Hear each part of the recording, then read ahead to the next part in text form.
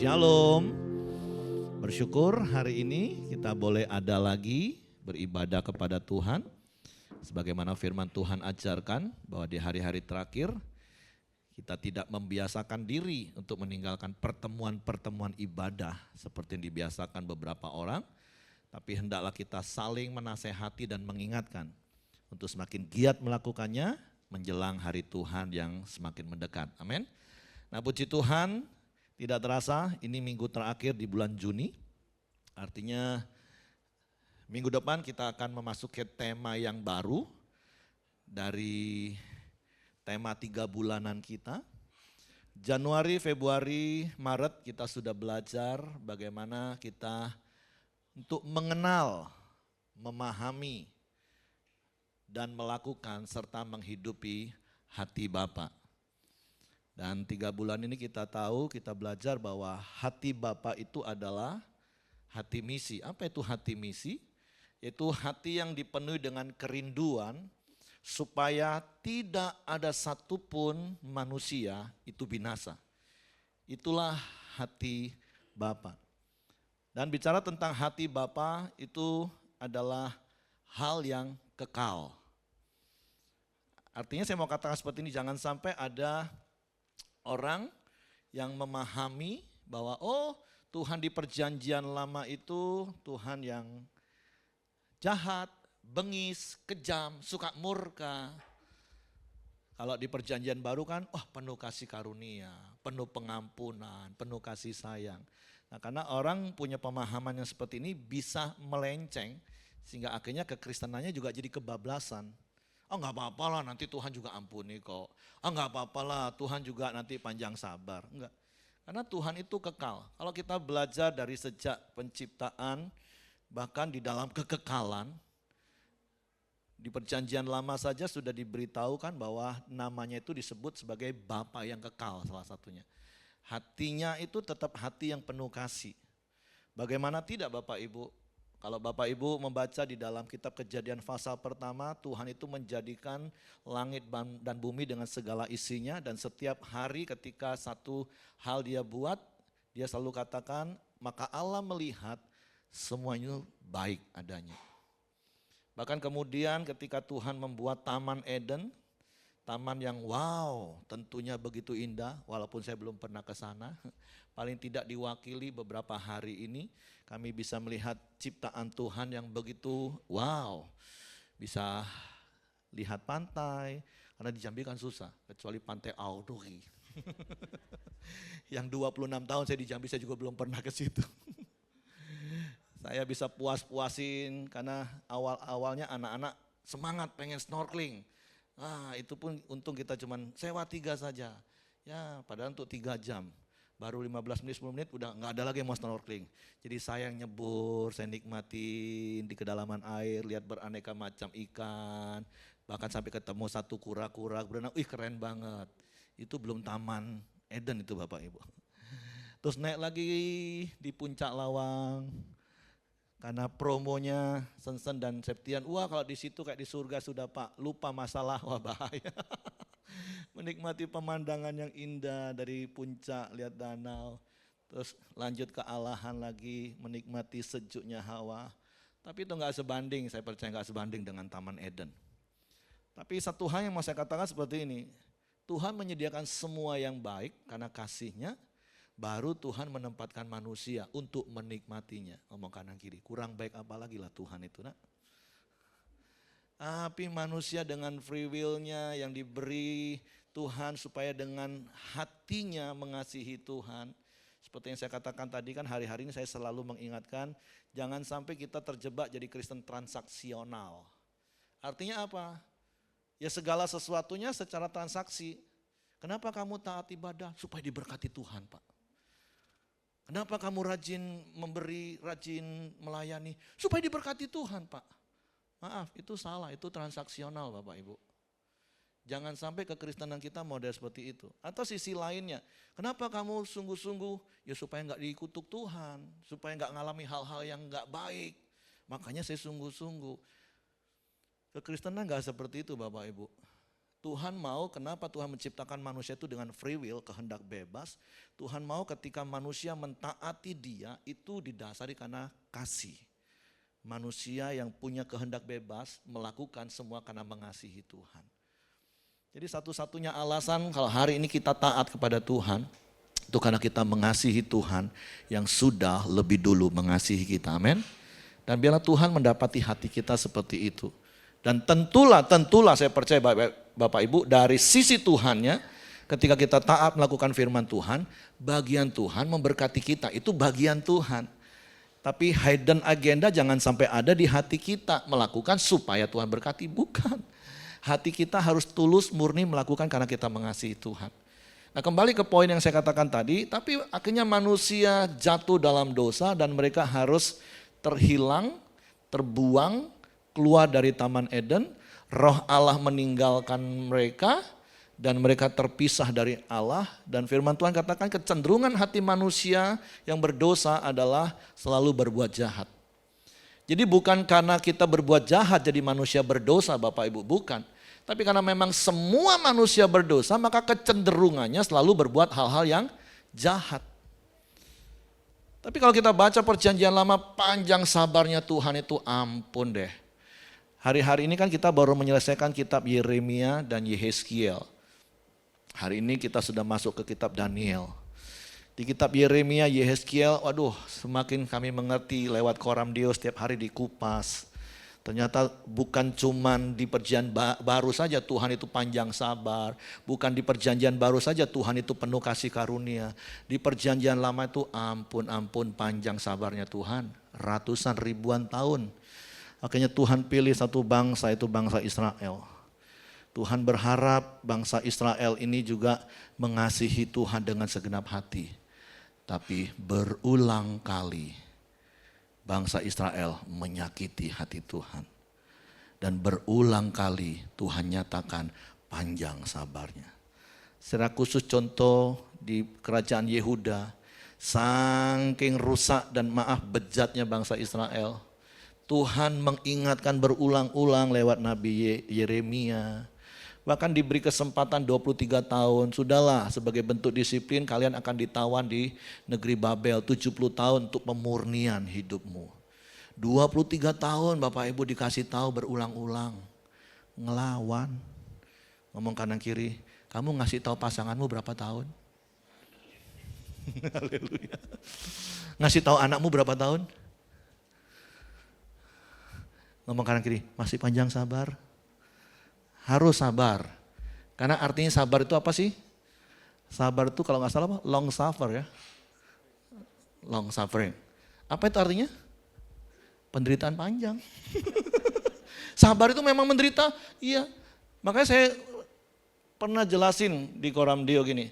Kalau Bapak Ibu pernah baca di dalam perjanjian lama terus ada kata maka menyesallah Tuhan. Kata menyesal itu jangan dibayangin kalau kita nyesel karena lakukan sesuatu yang salah. Bukan Bapak Ibu. Sebenarnya lebih tepatnya kalau bahasa saya bukan nyesel tapi nyesek. Bapak Ibu pernah nyesek? Waktu nasehatin anak berulang-ulang tapi tetap bandel? Nyesek kan hati? Nah. Atau bahkan ketika kita udah rasanya di ambang batas, akhirnya kita harus disiplin anak kita. Cedak. Habis itu nyesek gak jadi orang tua? Nyesek Bapak Ibu, bisa nangis dewe, aduh nak. Apalagi kalau nanti bapaknya yang sudah disiplin, mama yang ngelus. Tuh lah makanya lah nak, dengerin lah, aduh. Ya kan Bapak Ibu ngalamin gitu kan? Seperti itulah hati Tuhan gitu, nah gemes. Bukan Tuhan itu jahat, bukan. Dia Bapa yang baik, dia Bapa yang kekal. Bahkan ketika akhirnya Raja Nebukadnezar datang, firman Tuhan ngomong, ayo udahlah nyerah, ditawan di Babel. Enggak mau denger, dikasih toleransi 1,5 tahun lagi Bapak Ibu dikepung supaya nyerah. Enggak juga. Akhirnya ya Tuhan harus bertindak, disiplin. Tapi kemarin waktu masuk dalam kitab Daniel saya pun katakan gini, kalau orang dunia katakan nasi sudah jadi bubur, enggak tuh. Itu bukan berarti hilang harapan, enggak. Karena di dalam Tuhan bubur itu bisa jadi sesuatu yang punya nilai jual lebih tinggi, bahkan lebih nikmat. dijadiin bubur ayam, bubur ikan, apalagi bubur babi. Enak nian. Pulang kita makan. Tunggu Bapak Ibu. Karena kita tahu Daniel di tempat di mana dia tertawan, tapi Tuhan bisa angkat tinggi hidupnya. Karena apa? Ketaatan. Karena dia berketetapan hati. Nah kembali kepada poin ini. Tuhan itu panjang sabar. Nah kalau kita bicara tentang hati Tuhan, hati yang begitu mengasihi manusia. Manusia yang berdosa, akhirnya kita bersyukur. Dari ayat tema kita 3 bulan ini, kita baca dulu ayat itu. Yohanes pasal 17 ayat 18, firman Tuhan ngomong gini. Sama seperti engkau telah mengutus aku ke dalam dunia, demikian pula aku telah mengutus mereka ke dalam dunia. Nah, hal yang pertama yang kita mau syukuri hari ini, bersyukur setelah ribuan tahun Tuhan panjang sabar dengan bangsa Israel, umat pilihannya, dengan berbagai macam tingkah lakunya, berulang kali Tuhan harus mendisiplin, menunjukkan kasih setianya, panjang sabarnya. Puncaknya kita bersyukur 2000 tahun yang lalu, hati Tuhan yang gak pernah berubah itu, hati misi itu akhirnya mengutus anaknya yang tunggal untuk datang ke dalam dunia. Sehingga Yesus katakan seperti engkau telah mengutus aku. Bersyukur Yesus sudah diutus dan Yesus taat sampai mati sebagai utusan. Bayanginlah Bapak Ibu, seandainya waktu Yesus diutus ke dalam dunia, begitu nyampe aja ke dalam dunia, apa yang dihadapi oleh Yesus? Lahir di kandang. Maaf, semiskin-miskinnya kita, gak ada di antara kita yang lahir di kandang karena gak ada tempat. Ada yang lahir di kandang? Gak ada. Bayangin kalau 2000 tahun yang lalu terus Yesus langsung protes karena gak mau taat sama Bapa. Aku kira. Kemarin kami jalan-jalan, baru masalah kecil agak susah. Lebih baik pulang. Bayangin kalau 2000 tahun yang lalu Yesus ngomong pulang ke surga. Kirain turun ke dalam dunia aku jadi raja, jadi diutus. Lahir di kandang Bapak Ibu. Terus perjalanannya cuman jadi anak dari seorang tukang kayu yang hidup sederhana. Padahal dia Allah yang mulia, Allah yang agung, Allah yang perkasa. Bahkan sampai ending hidupnya harus apa? Mati dengan cara yang maaf paling ironis dan tragis secara dunia, secara manusiawi. Makanya wajar Yesus berdoa sampai 3 kali di Taman Getsemani. Bapa sekiranya mungkin cawan ini lalu daripadaku, tapi bukan kehendakku yang jadi, melainkan kehendakmu yang jadi. Dan yang perlu digarisbawahi Bapak Ibu, firman Tuhan mencatat semua yang dialami oleh Yesus, yang kitab Ibrani katakan dia juga mengalami, turut merasakan pencobaan-pencobaan yang kamu alami. Semua itu dialami Yesus dalam keadaannya sebagai manusia. Dia tetap Tuhan, iya 100% dia tetap Tuhan. Tapi dia mengalami semua penderitaan, mengalami hal yang gak enak, mengalami hal-hal yang gak baik itu secara daging manusia. Karena Yohanes 1:14 katakan firman itu telah jadi apa? Daging, jadi manusia. Dia merasakan. Jadi kalau engkau merasakan makan gak enak, ya Yesus saya percaya pernah merasakan makan gak enak. Bahkan Markus katakan makan aja gak sempat. Saking sibuknya. Tapi sekali lagi bersyukur, berterima kasih kepada Tuhan. Yesus taat dan setia sampai mati. Filipi pasal 2 ayat 5, 6, 7, 8, 9 katakan dalam keadaannya sebagai manusia dia taat dan taat sampai mati. Oleh sebab itulah maka Allah meninggikan dia. Kan kalau kita senang dengar janji berkat gini. Engkau akan diberkati, tetap naik dan bukan turun. Amin. Engkau akan jadi kepala dan bukan ekor. Amin. Tapi jangan lupa ayat di atasnya dulu Bapak Ibu. Ayat itu ngomong apa? Apabila engkau baik-baik mendengarkan suara Tuhanmu hari ini dan melakukannya dengan setia, maka baru Bapak Ibu taat dulu, setia dulu, baru akan menikmati penggenapan janji itu Tuhan. Jadi hari ini yang pertama kita mau bersyukur karena Yesus memberi contoh teladan bagi kita taat dan setia sebagai utusan. Yesus dianggap aneh karena dia berbeda dengan dunia. Yesus dianggap bodoh karena dia tidak mengajarkan seperti guru-guru yang ada, rabi-rabi yang ada pada waktu itu. Dia selalu disorotin dengan tujuan untuk dijatuhkan. Tapi Yesus tetap on the track. Yesus tetap lakukan apa yang Bapa perintahkan. Hidup sesuai dengan gaya hidup kerajaan. Nah makanya hal yang kedua Bapak Ibu yang kita mau belajar. Ayat itu berkata demikian kemudian.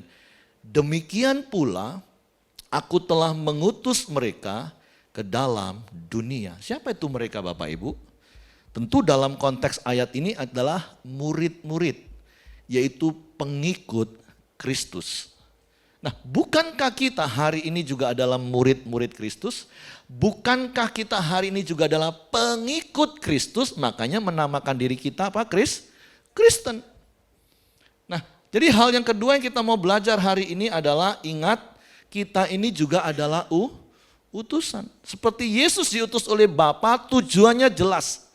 Mati di kayu salib mencurahkan darahnya untuk menebus manusia dan menghapus dosa manusia.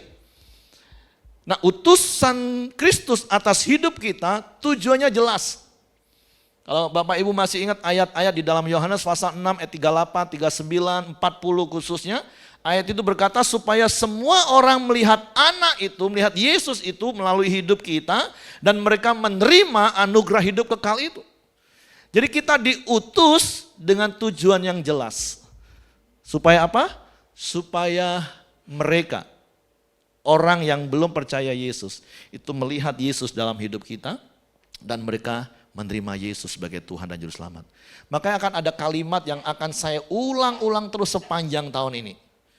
Itu apa? Kabarkanlah kabar baik dengan cara yang baik, dimulai dari hidup yang baik. Apa Bapak Ibu? Kabarkanlah kabar baik dengan cara yang baik, dimulai dari hidup yang baik. Seperti Yesus hidupnya baik, dikenal baik. Makanya beberapa kali Bapak Ibu akan temukan ayat, guru yang baik. Guru yang baik. Ngomong kanan kiri, kamu dikenal seperti itu kah? Pak Kastoni yang baik. Stefanus yang baik. Bos yang baik, karyawan yang baik. Saya berdoa, saya berharap setiap kita dikenal oleh orang lain sebagai orang yang baik. Karena berbuat baik itu bukan pencitraan bagi orang Kristen. Berbuat baik itu karena itu DNA kita dari Bapa yang baik itu, amin. Karena sekali lagi Efesus 2 ayat 89, jangan pernah ayat yang ke-10 berkali-kali saya katakan. Kita ini buatan Allah, diciptakan dalam Kristus Yesus untuk apa? Untuk melakukan pekerjaan baik yang Allah sediakan sebelumnya. Dan Allah mau kita itu hidup di dalamnya. Di dalamnya apa? Di dalam pekerjaan baik. Jadi ngomong kanan kiri. Baik ya. Iya, harus dimulai dari hidup yang baik. Kenapa Bapak Ibu? Kalau kita kembali kepada ayat itu tadi di ayat yang ke-16, kita ini utusan. Ayat 16 ngomong gini Bapak Ibu. Mereka, sekali lagi mereka itu siapa? Murid, pengikut Kristus. Dalam konteks ayat itu. Nah tentu korelasinya dengan kita hari ini, kita diingatkan melalui ayat ini, firman Tuhan katakan apa? Mereka bukan dari dunia. Sama seperti aku bukan dari dunia. Ngomong kanan kiri, ternyata kita bukan dari dunia ini loh. Firman Tuhan Petrus katakan kita ini cuma apa? Numpang. Kita ini bukan dari dunia karena kita ini utusan. Seperti Yesus diutus dari kerajaan Bapanya datang ke dalam bumi ini. Seperti itulah kebenaran yang harus kita pahami. Kita ini utusan.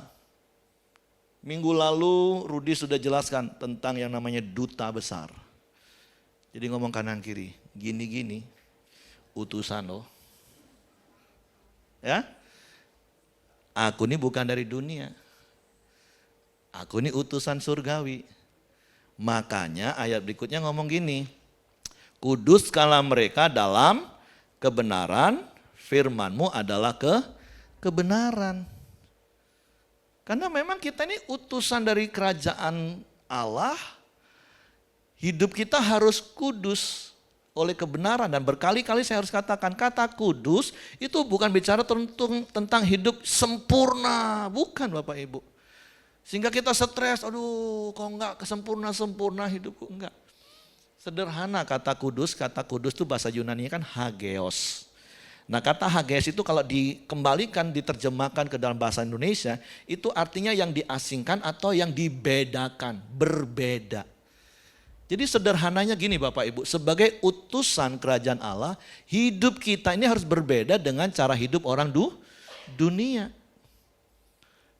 Kemarin saya ngobrol-ngobrol, semakin hari saya semakin ngerti membedakan orang Palembang dan orang Jambi. Contoh yang paling sederhana, kalau lagi makan pempek. Apa bedanya orang Palembang dan orang Jambi? Wong Palembang ngirup cukup. Wong Jambi ambek banyak, cocol be. Habis itu cukonya masih banyak. Woi sayang nian wong Palembang tuh kan. Langsung kelihatan bedanya. Dulu waktu awal-awal saya masuk Jambi, saya pikir Palembang sama Jambi sama lah logatnya. Tapi begitu semakin ke sini, begitu muncul orang Palembang lagi ke Jambi, beda ternyata. Orang Jambi bilang apa? Banyu. Orang Palembang? Orang Palembang banyu, wong Jambi aek. Orang Jambi ngomong tengok, orang Jambi, orang Palembang jingok. Jingok, langsung jelas, oh ini beda nih wong Palembang nih, wong Jambi nih. Apalagi kalau tiba-tiba orang Batak yang datang kan, di antara kita ngomong pocok. Iya. Kalau itu disensor. Beda Jambi sama sini. Iya. Itu tambah jelas lagi itu ya. Iya, cuman kurang cocok di sini. Tapi terima kasih betul itu. Itu beda banget. Karena kalau orang Palembang datang sini disuruh naik atas gitu kan. Orang Jambi sudah beda urusannya. Jadi artinya gitu. Artinya beda itu kelihatan banget gitu Bapak Ibu. Apalagi kalau orang Jawa datang, orang Sumatera Utara datang, begitu duduk ngobrol-ngobrol, udah langsung beda. Pertanyaannya sederhana gini Bapak Ibu. Orang melihat hidupmu beda nggak dengan orang dunia? Sederhananya seperti itu. Ingat kita ini apa? Utusan. Kita ini bukan berasal dari dunia. Jadi cara hidup kita harus beda dengan cara hidup orang dunia. Makanya Yesus itu dianggap aneh, dianggap unik. Karena memang beda dengan cara rabi-rabi. Kalau Bapak Ibu baca di Matius 7 aja ayat 21, 23 sampai ayat 28 kalau nggak salah. Maka di bagian terakhir ayat itu ngomong, mereka terkagum, terpesona karena mereka melihat Yesus ngajar nggak seperti rabi-rabi yang lain, beda. Jadi coba lihat kanan kiri. Beda? Harus sama lah, ini kita sama-sama anak Tuhan. Kok beda? Berarti kalau ada yang beda berarti masih ada yang sama kayak dunia nih ya. Kalau di luar nanti baru harus beda.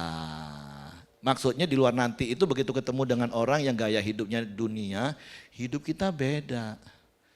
Kalau orang dunia penuh dendam, kita penuh apa? Kasih. Dalam hal itu aja kadang kita dianggap apa? Bodoh kali Pak, sudah ditipu suruh ngampuni. Tidak masuk pikiran aku Pak. Nah, kadang saya ketemu orang Kristen masih ngomong seperti itu, saya bingung loh Bapak. Jangan-jangan dia bukan seperti ayat 16. Jangan-jangan dia memang masih dari dunia dan orang dunia.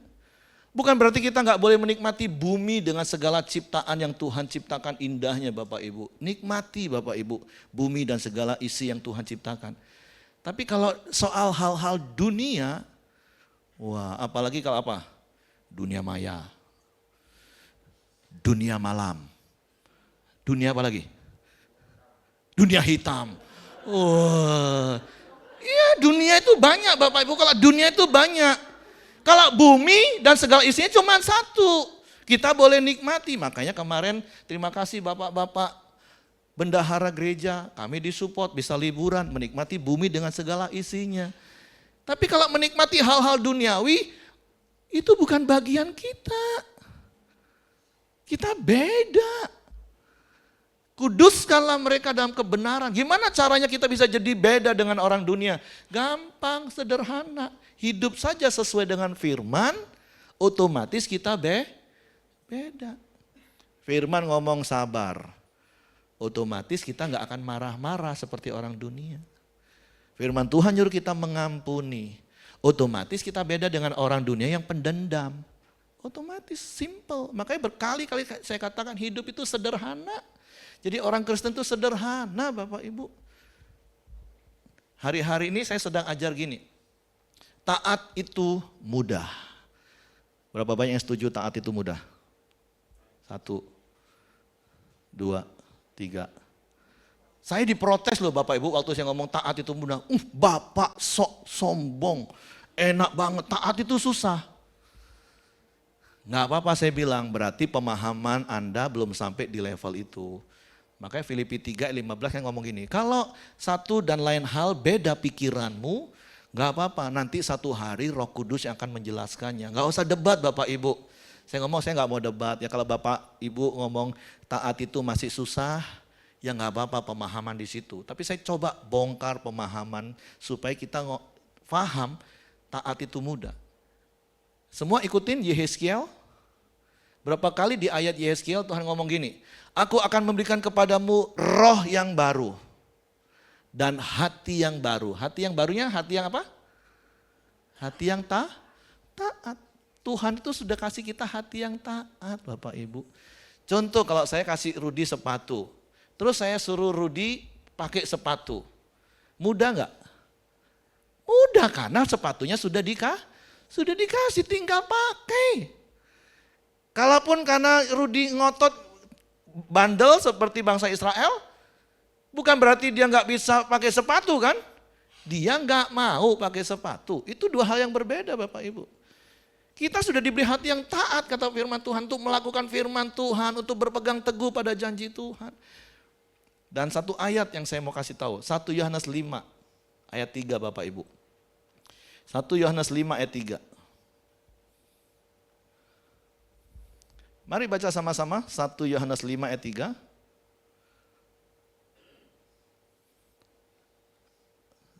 Oke, 1, 2, 3. Sebab inilah kasih kepada Allah. Stop dulu. Saya mau tanya, siapa yang mengasihi Allah? Apakah Bapak Ibu mengasihi Allah? Semua mengasihi Allah. Oke, apa itu kasih kepada Allah?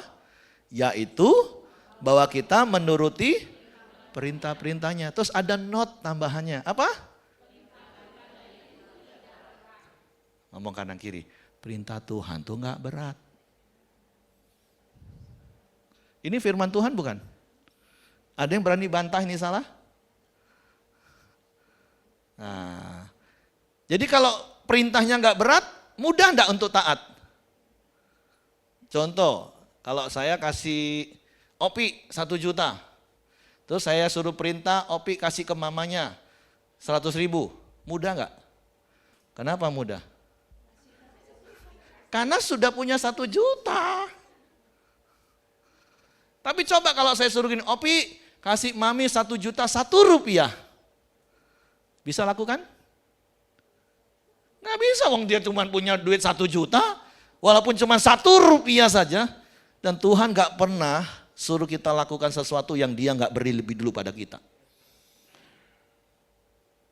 Tuhan suruh kita sabar, karena Tuhan sudah berikan dan tunjukkan sabarnya yang udah kelewatan panjang sabarnya sama kita. Berkali-kali kita bandel kan, tapi Tuhan tetap sabar. Kita udah terima kesabaran Tuhan. Tuhan suruh kita mengampuni. Bukankah kita sudah lebih dulu terima pengampunan? Kalau Bapak Ibu pernah baca kisah tentang orang yang berhutang 1 talenta. Itu kalau dikurskan ke dinar itu jadi 60 juta dinar. Tapi kemudian dia suruh ngampuni orang yang cuma hutang 100 dinar, dia nggak mau. Waduh. Dia saja sudah terima pengampunan berapa? 60 juta dinar. Jadi mulai hari ini katakan iya ya. Perintah Tuhan itu enggak berat. Hari-hari rata-rata ya perintah Tuhan yang kita praktek apa sih? Jujur, sabar, mengampuni, apalagi? Memberi, mengasihi. Udah cuman muter-muter itulah Bapak Ibu. Dan Tuhan sudah lebih dulu. Dan sekali lagi urusannya adalah ingat kita ini memang utusan Tuhan. Kita ini bukan dari dunia, hidup kita harus sama seperti asal kita. Dia tanya kanan kiri, asalmu mana? Ayo serius tanya, asalmu tuh mana sih sebenarnya? Kalau asal saya Malang, Jawa Timur, ya saya langsung bisa bahasa Jawa ya karena memang asal saya dari Jawa. Kalau yang asal dari Sumatera Utara ya otomatis diajarin lagi di Jambi untuk bahasa Batak, diajarin. Nggak usah karena memang asalnya dari sana sudah. Jadi nggak perlu kan diajarin sabar, nggak usah diajarin. Harusnya kita ini sadar kita ini bukan dari dunia, kita ini memang beda dengan orang dunia. Jadi kebenaran yang kedua adalah ingat kita ini utusan, kita ini bukan dari dunia ini. Kita ini warga kerajaan Allah, cuman diutus sementara. Tujuannya jelas, supaya apa? Supaya orang lihat Yesus itu nyata dalam hidup kita. Melalui cara ngomong kita, cara bertindak kita, cara bisnis kita. Kan tiap hari Bapak Ibu akan ketemu orang-orang yang ngajar seperti Rudy, yang bisnismen seperti Pak Tayalen, atau yang sekolah, atau yang bekerja. Mau ibu rumah tangga ketemu orang juga di pasar. Sampai dinasih berkali-kali tolonglah, kalau nawar itu jangan kelewatan. Sampai yang jualan itu rasanya sudah, aduh Bu nggak bisa, aduh Tuhan. Saya wanti-wanti istri saya kalau udah cukup. Masa gara-gara 500 saja mau bertekaan, sudahlah. Ya walaupun saya paham ya itulah kodrat wanita. Rasanya ada kepuasan tersendiri kalau menang nawar. Bukan juga royal ibu-ibu, bukan. Tapi ya wajar-wajarlah, sudahlah. Ya, supaya hidup kita ini memang beda. Jangan sampai bedanya lebih parah dari orang dunia ini, silakan Bapak Ibu. Itu kebenaran yang kedua. Secara cepat yang ketiga Bapak Ibu. Yaitu mulailah dari circle kita. Kisah Rasul pasal 1 ayat 8 katakan, kamu akan menerima kuasa apabila Roh Kudus turun ke atas kamu. Dan kamu akan menjadi saksiku di mana? Yerusalem, Yudea, Samaria, baru sampai ke ujung bumi. Dan kalau Bapak Ibu baca kisah para rasul Bapak Ibu, kenapa Injil itu bisa sampai ke ujung bumi? Karena penganiayaan. Ngomong kanan kiri, kalau kamu nggak mau aniaya di Yerusalem aja lah dulu. Injililah orang tuamu yang belum kenal Tuhan. Injilah pasanganmu yang belum kenal Tuhan. Beritakanlah kabar baik itu kepada anakmu yang belum kenal Tuhan. Saudaramu, pamanmu, bibimu. Itu Yerusalem kita. Tapi kalau sudah ya terus melompat Yudea, Samaria sampai ke ujung bumi. Tapi sekali lagi dimulai dari cara hidup yang baik. Jadi kabarkanlah kabar baik dengan cara yang baik. Dimulai dari hidup yang baik. Hidup yang berbeda dengan orang dunia. Karena memang kita memiliki DNA Bapa yang baik. Ayat terakhir di dalam Titus pasal 2 ayat 6. Tadi pagi saya teringat ayat ini, tapi karena waktu saya nggak sempat cari, tadi saya sempat cari. Artinya seperti ini Bapak Ibu, Titus 2 ayat 6 sampai 8, Paulus kepada anak didiknya ngomong gini, demikian juga orang-orang muda, dan saya percaya setiap kita di sini masih muda. Fisik mungkin gak muda, tapi perasaan akan tetap muda. Amin. Yang jadi tua itu kan tubuh cuman Bapak Ibu. Tubuh itu kan fana.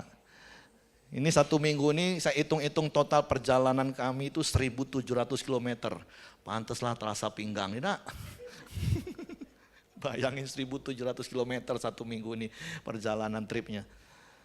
Tapi perasaan itu gak akan pernah tua. Jadi ayat ini tentu bagi kita juga Mas ya. Demikian juga orang-orang muda, nasihatlah mereka supaya mereka menguasai diri dalam segala hal. Dan jadikanlah dirimu sendiri suatu teladan dalam berbuat baik, Hendaklah engkau jujur dan bersungguh-sungguh dalam pengajaranmu, sehat dan tidak bercela dalam pemberitaanmu, sehingga lawan menjadi malu. Karena apa? Karena tidak ada hal-hal buruk yang dapat mereka sebarkan tentang kita. Ingat, kita ini bukan dari dunia. Hidup kita harus berbeda dengan orang dunia. Kita ini mempunyai DNA yang baik. Jadi jangan sampai orang bisa menyebarkan hal-hal yang buruk tentang kita.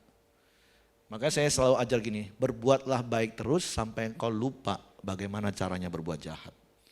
Sehingga orang kalaupun menceritakan tentang kita, ya hanya hal-hal yang baik yang mereka alami dari hidup kita, amin. Kalaupun ada yang fitnah, nah fitnah itu walaupun orang katakan fitnah itu lebih kejam daripada pembunuhan. Tapi fitnah itu kan bukan kebenaran. Kalau muncul waktunya kebenaran itu muncul, fitnah itu akan hilang. Nah tapi kalau gosip, Bapak Ibu, gosip itu biasanya sumbernya banyak benarnya. Dan itu susah akan dihilang. Kita kenalan, oh kau cucunya si A itu. Sampai turun temurun masih orang ingat Bapak Ibu. Tapi saya berdoa, saya berharap ketika orang menyebut nama Bapak Ibu, oh si Parlin. Wah kalau Parlin itu mah setia dia, baik, sungguh-sungguh, sabar. Itu dikenal. Amin Parlin? Amin. Amin Bapak Ibu tentang Parlin? Amin. Wah kan amin kan enak gitu kan. Tapi jangan sampai tahu si A itu, Pak kalau satu tuh aduh ampun. Enggak.